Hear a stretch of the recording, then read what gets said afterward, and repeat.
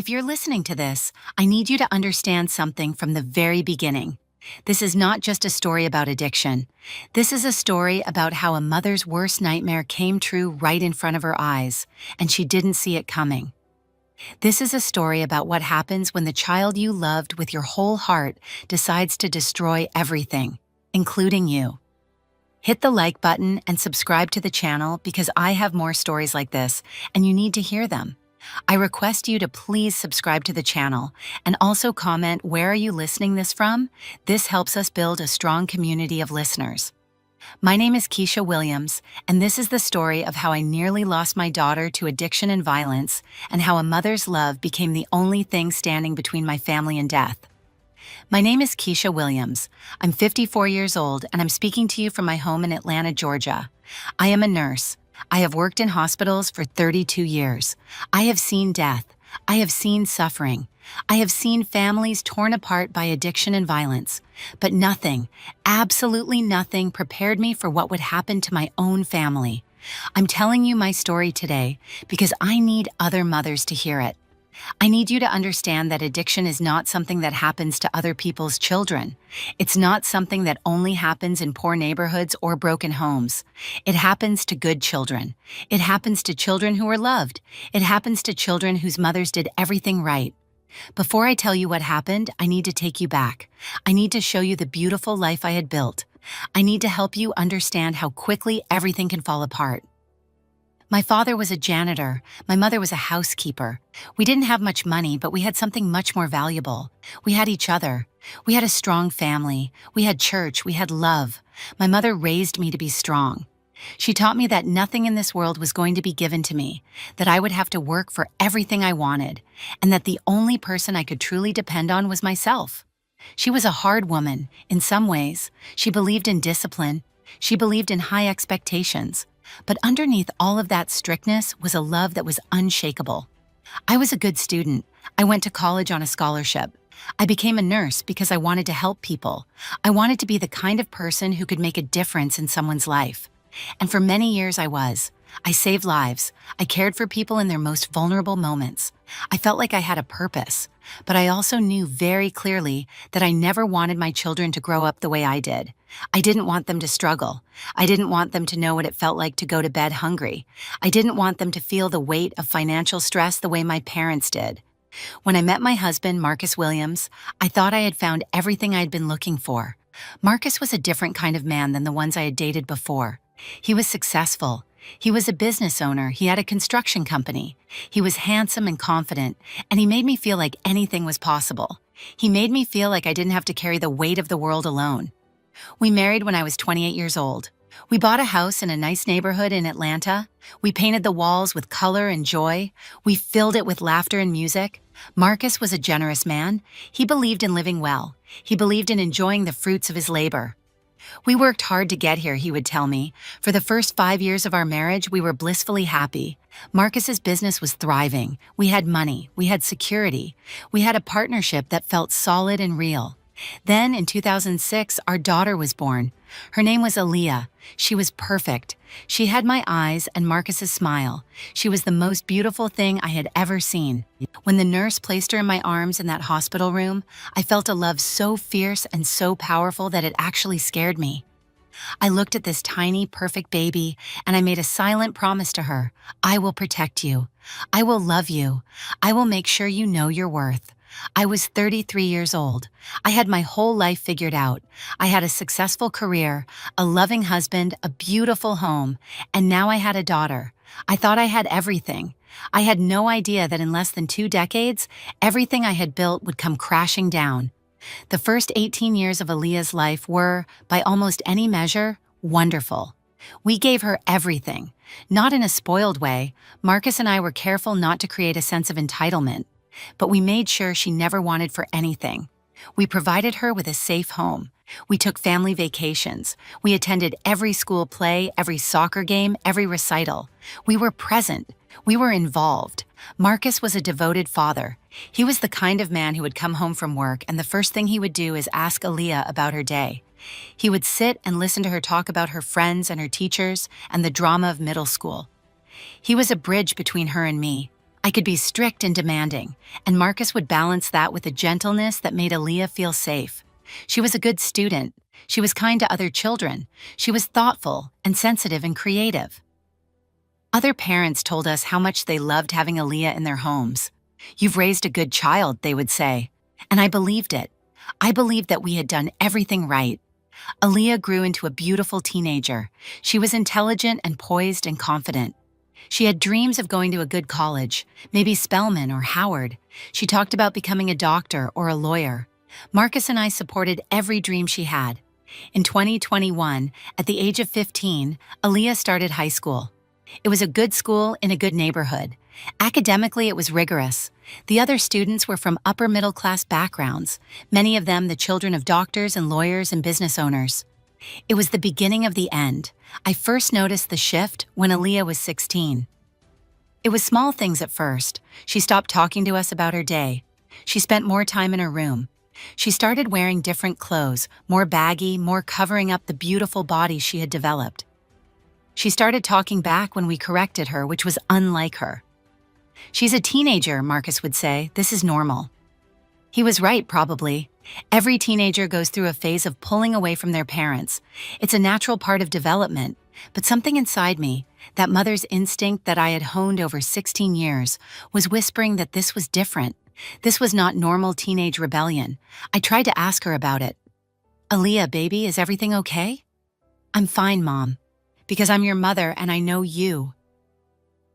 There was an edge to her voice that I had never heard before. It was cutting. It was cruel in a way that my Aaliyah had never been cruel. I mentioned it to Marcus one night. "She's pushing away. She's testing boundaries. It's what they do at this age," he said. "I know that," I said, "but it feels like more than that." As it turned out, multiple someones had. I found out later that in the spring of her sophomore year, Aaliyah had befriended a group of girls in her grade. They were girls who came from wealthy backgrounds, girls whose parents were busy and distracted, girls who had access to money and freedom and no real supervision. The girls' names were Sierra, Jasmine, and Crystal. I would come to hate these three names with every fiber of my being. Sierra's parents were divorced and wealthy. She spent most of her time at her mother's house, which was a penthouse apartment in Buckhead where her mother, a successful divorce attorney, was rarely present. The girls used the apartment as their headquarters. Jasmine's father was a prominent businessman who traveled constantly. Her mother had checked out of parenting years ago and spent her days getting massages and lunches with friends. Jasmine had an unlimited credit card and no curfew. Crystal's parents were just absent. I never really understood their story, but I knew that she had more freedom than any teenager should have. These were the girls who befriended my daughter. These were the girls who invited her to weekend parties at empty apartments. These were the girls who introduced her to the world that would destroy her. I didn't know any of this at the time. Aaliyah told us she was at study groups and sleepovers. We believed her because we had no reason not to believe her. She was a good student. She was well behaved. She was our daughter, and we trusted her. That was our first mistake. Looking back now, I can see the signs so clearly. It's like looking at a photograph and suddenly seeing the hidden image that was there all along. How could I have missed them? How could I, a woman who worked in hospitals and saw addiction every single day, not see that my own daughter was falling into its grip? But that's the thing about addiction. It hides itself. It disguises itself as teenage rebellion. It pretends to be normal. And if you love someone as much as I loved Aaliyah, you want to believe that everything is fine. You want to believe that the changes you're seeing are just part of growing up. The first real sign was her appetite. Aaliyah had always been a girl who loved to eat.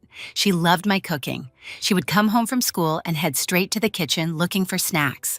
But in the winter of her junior year, she stopped eating. She would pick at her food and push the plate away. She lost weight. She went from a healthy, curvy teenager to a thin girl with hollowed-out cheeks. I asked her, "No, Mom." I made an appointment for her to see a doctor. He ran blood tests. Everything came back normal. He suggested that she might be stressed about school or that her metabolism had shifted. He didn't see what I was beginning to suspect. Her sleep patterns changed. She would disappear into her room at night, and I would hear her awake at strange hours. Emir on her phone talking to someone. When I asked her who she was texting at that hour, she would say it was just Jasmine or Sierra, that they were studying for a test. She was always tired, always exhausted. She would sleep through Saturday morning, not waking up until noon. Her eyes took on a kind of glassiness that I couldn't quite identify. Her mood became unstable. One minute she would be fine, and the next she would be angry over something small and insignificant.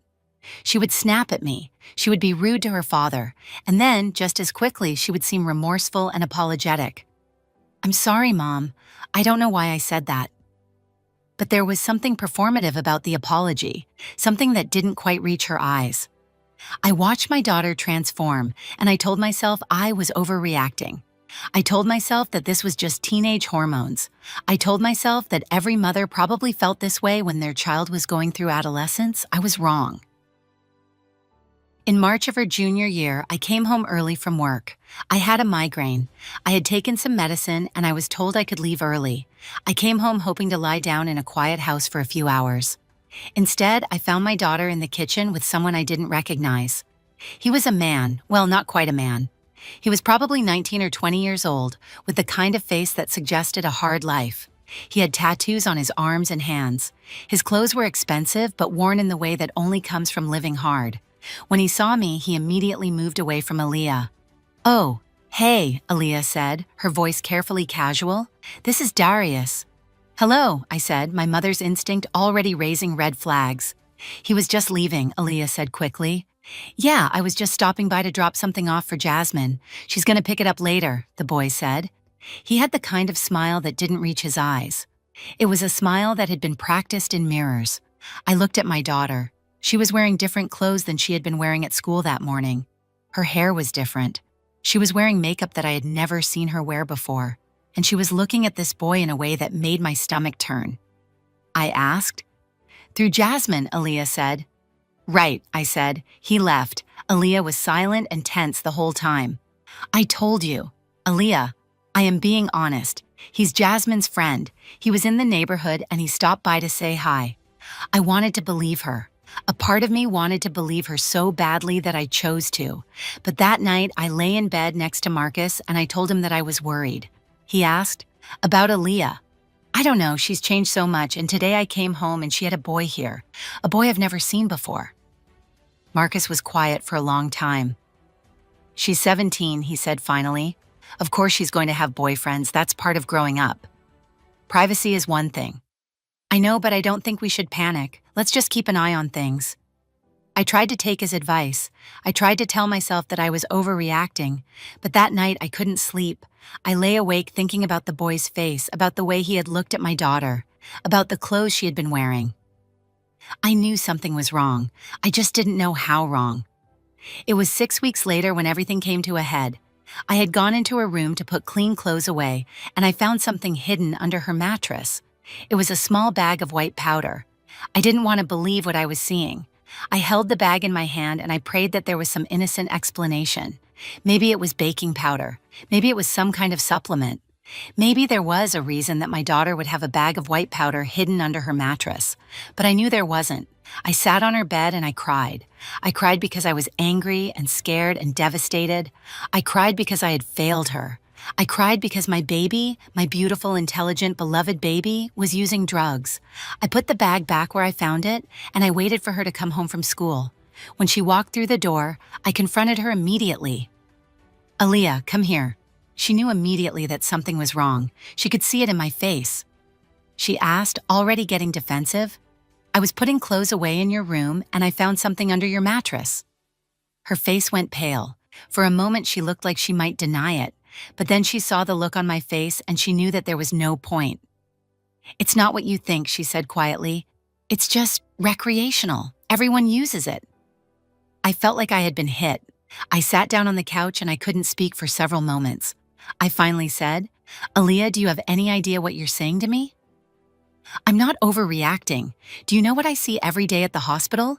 I see people whose lives have been destroyed by drugs. I see families torn apart. That's what every addict thinks. I'm not an addict, Mom. I'm just experimenting. It's not fine. And you know what? I think you're lying to me about more than just this. I think you've been lying to me for months. I think those study groups you're going to are parties. I think those friends you're spending time with are introducing you to drugs." She didn't deny it. She just stared at me with a blank expression on her face. "We're going to get you tested," I said. "We're going to find out exactly what you've been taking." "Yes, you do." She stood up suddenly. She shouted, "I'm almost 18. She stormed out of the room and went up to her bedroom and slammed the door so hard that the whole house shook. Marcus came home an hour later and I told him what I had found. For the first time, he couldn't deny that something serious was happening. "We need to send her to rehab," I said immediately. "Let's not panic," Marcus said. "Let's talk to her first. I know what's going on. But we don't know what kind or how much or how long this has been happening." He was right, but I hated that he was right. I wanted to move immediately. I wanted to fix this. But Marcus insisted on a more measured approach. The next day, we sat down with Aaliyah, and we told her that we were taking her to see a therapist, someone who specialized in adolescent substance abuse. "I'm not going," she said flatly. "Yes, you are," Marcus said. "And if you refuse, we will cut off your phone, your allowance, everything." She went to the appointment, but she was silent and hostile the entire time. The therapist said that he wanted to do some testing, and Aaliyah agreed to it only because she knew she had no choice. The results showed that she had been using cocaine and marijuana regularly for at least 3 months. The therapist recommended a residential treatment program. "I'm not going to rehab," Aaliyah said immediately when we told her the results. "You can't make me."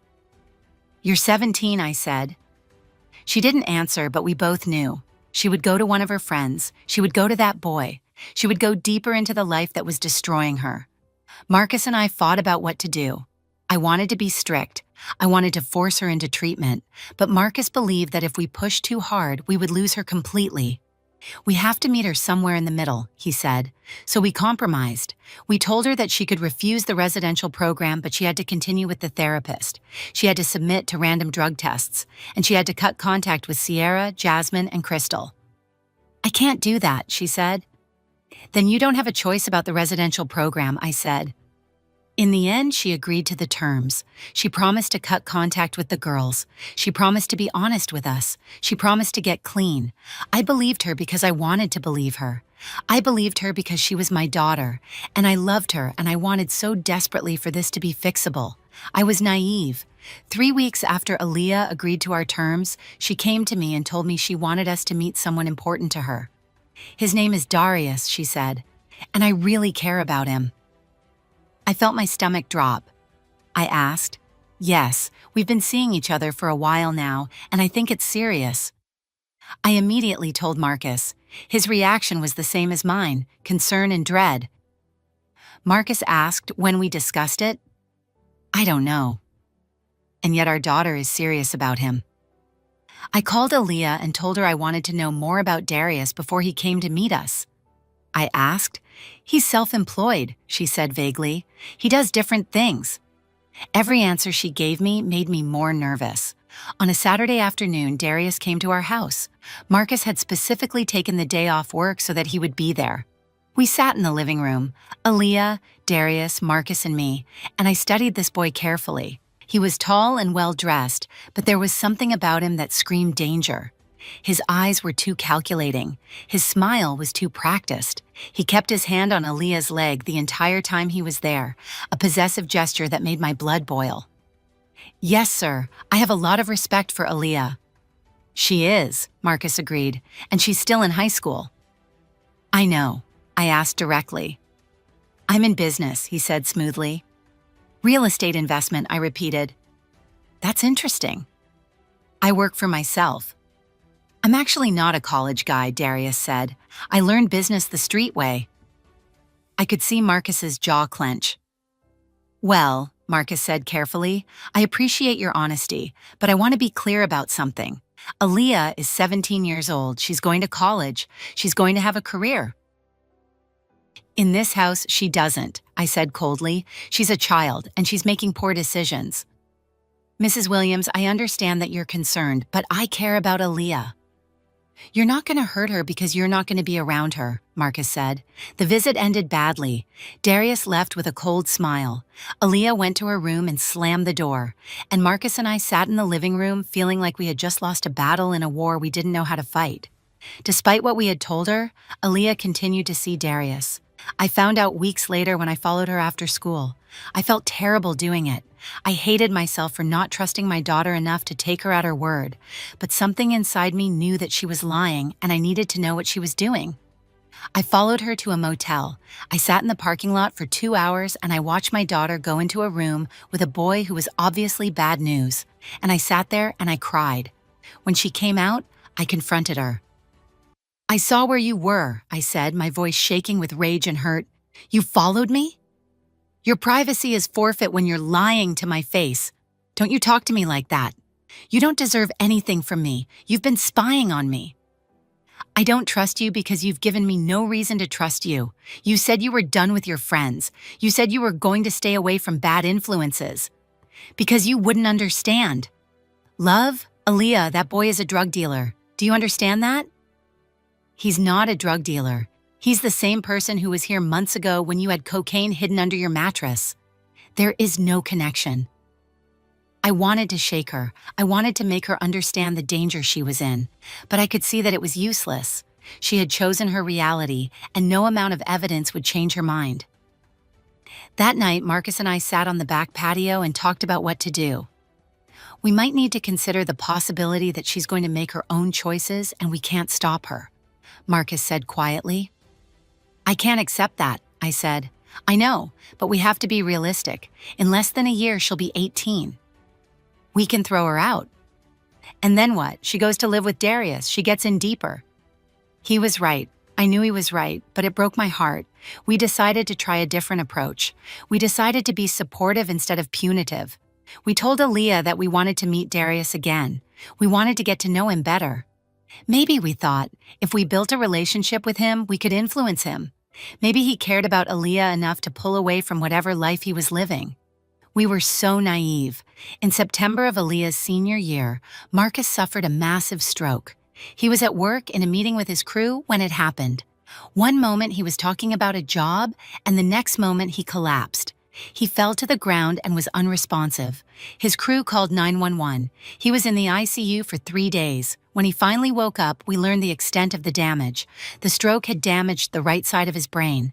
He had lost the ability to move his left side. He couldn't speak clearly. The doctor said that with therapy he might recover some function, but he would never be the same. My husband, my strong, capable, successful husband, had been reduced to someone who couldn't speak, couldn't walk, couldn't feed himself. I took a leave of absence from work to care for him. I moved a hospital bed into our bedroom. I hired a home health aide to help during the day when I had to do things. But mostly, I was the one caring for him. It was exhausting. It was heartbreaking. It was everything I had ever feared, and it made the situation with Aaliyah infinitely worse. With me focused entirely on Marcus, and Marcus unable to provide any parental guidance, Aaliyah had essentially no supervision. She was 17 years old. She was angry and hurt by what had happened to her father. And she was deeply involved with a young man who had no good intentions. She came to me one day in November and told me she wanted to marry Darius. "No," I said immediately. "Why not?" "I can while you're living in this house. Aaliyah, you're 17 years old. You haven't even graduated high school yet." "I'm going to turn 18 in 3 months. "That's true, but I'm asking you, as your mother, to please wait.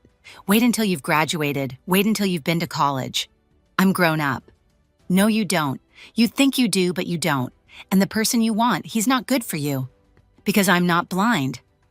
She refused to listen, and I was too overwhelmed with Marcus's care to force the issue the way I wanted to.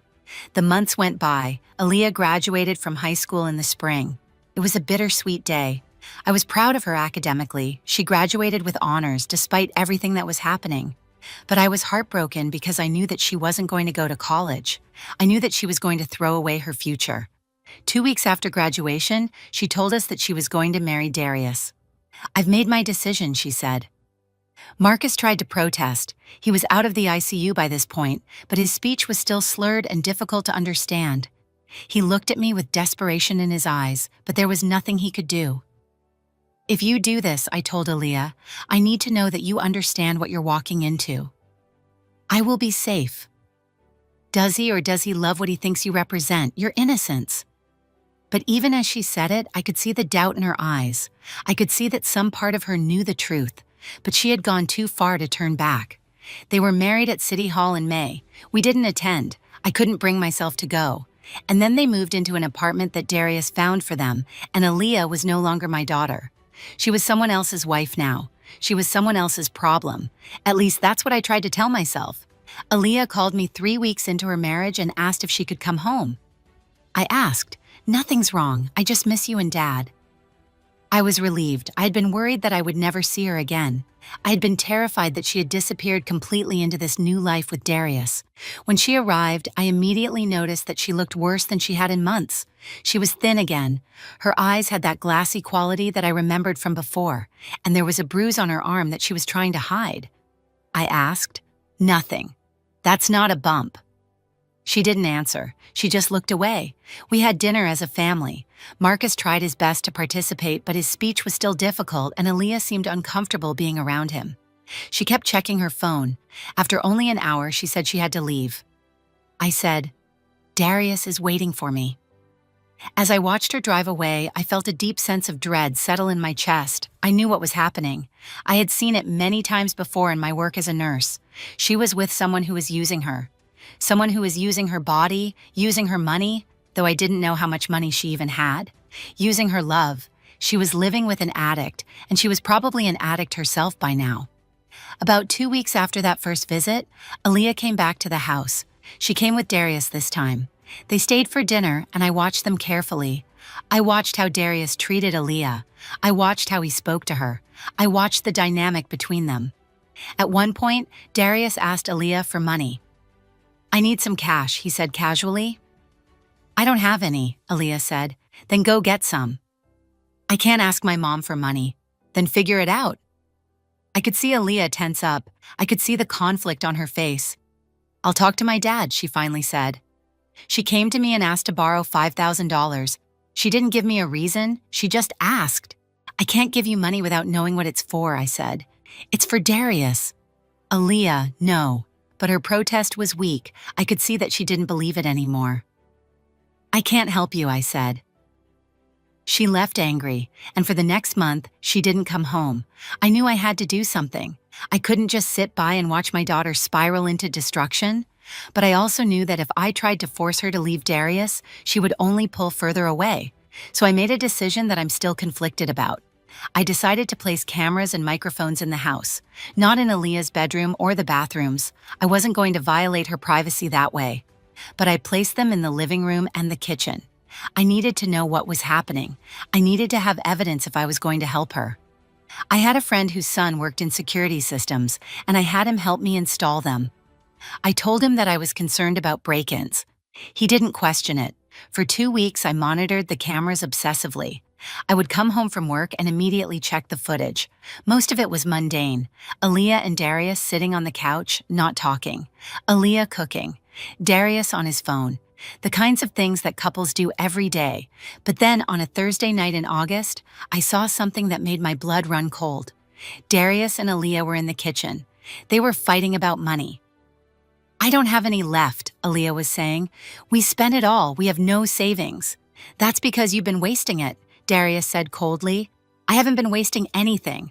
I'm a businessman." "No, they're not. You're using them." I watched as Darius's face changed.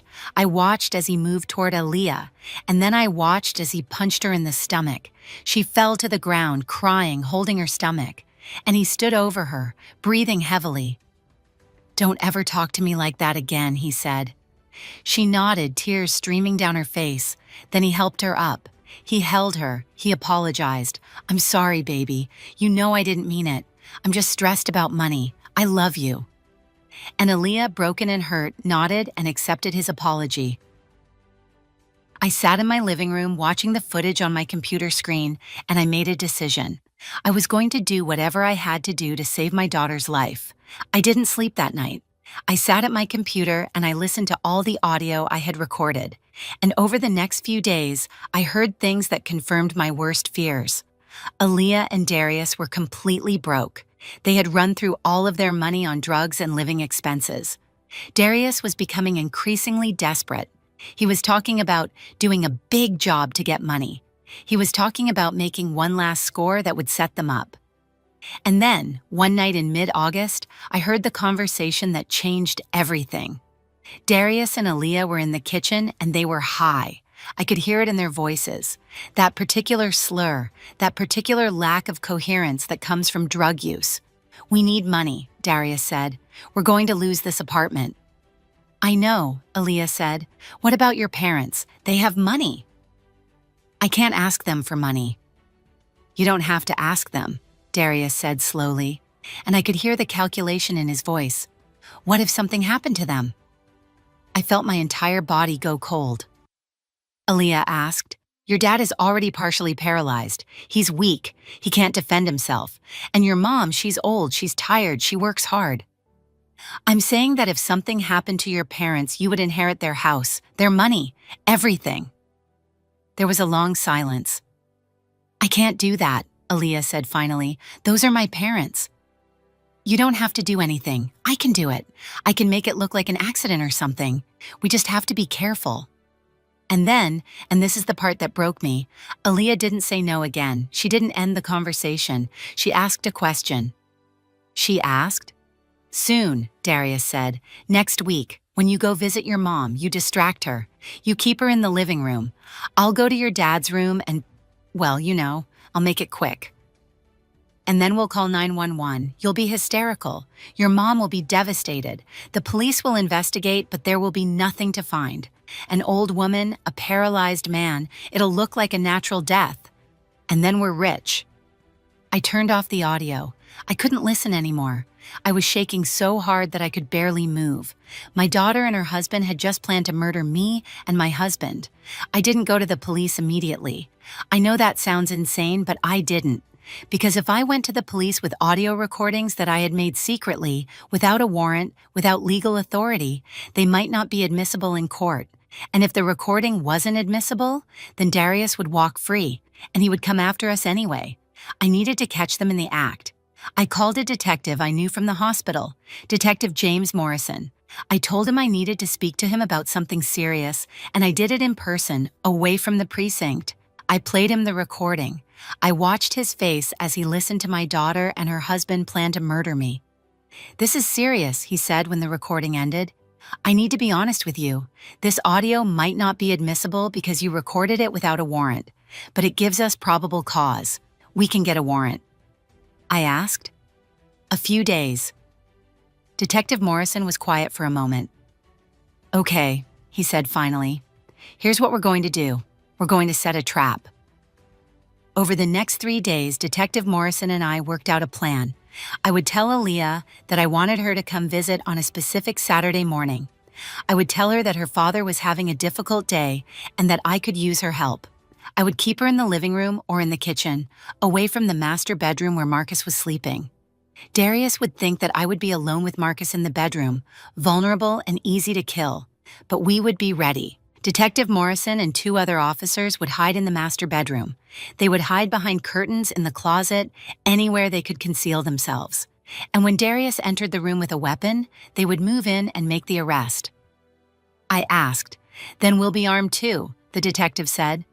I didn't feel entirely comfortable with this plan. There were so many things that could go wrong, but it was the only way to make sure that Darius was caught with the evidence, with the intent, with everything necessary to put him away for a long time. On Thursday night, I called Aaliyah. "Hey, baby," I said, trying to keep my voice normal. "I'm fine, Mom. Your father's having a hard week. The anniversary of his stroke is coming up, and I think he's feeling emotional about it. I was wondering if you could come over on Saturday morning." There was a pause. "Sure," she said finally. "Okay." I hung up the phone and I started to cry. I woke up on Saturday morning and I felt like I was going to be sick. I let them in through the back door. I showed them to the master bedroom. They set up their positions. One officer was in the closet, one was behind the curtains. Detective Morrison was in the bathroom with the door partially open. "When they come in," Detective Morrison told me, "you keep them talking. Keep them distracted. Don't act like anything is wrong." Aaliyah knocked on the door. I let her in, and she looked like a ghost. She was so thin. Her skin was gray. Her eyes were empty. "Hi, baby," I said, embracing her. "I'm okay," she said. "He's still sleeping. Let's let him rest for a little bit." We sat in the living room. We didn't talk about anything important. We just sat there. I could feel her anxiety. I could feel her fear. I could see that she knew something terrible was about to happen. I heard a sound outside, a car door closing. I knew that Darius had arrived. A moment later, there was a knock on the door. I opened it, and there he was, my daughter's husband, the man who had planned to murder my husband and me. He was holding a knife. "Aaliyah," he said, walking into the house. I said, playing my part. "It's not your concern," he said, and he started walking toward the hallway that led to the master bedroom. That's when everything happened very quickly. The officers burst out of the bedroom. They had their guns drawn. Detective Morrison shouted. Darius spun around. For a moment, I thought he might try to run or fight, but then he saw the guns and he dropped the knife.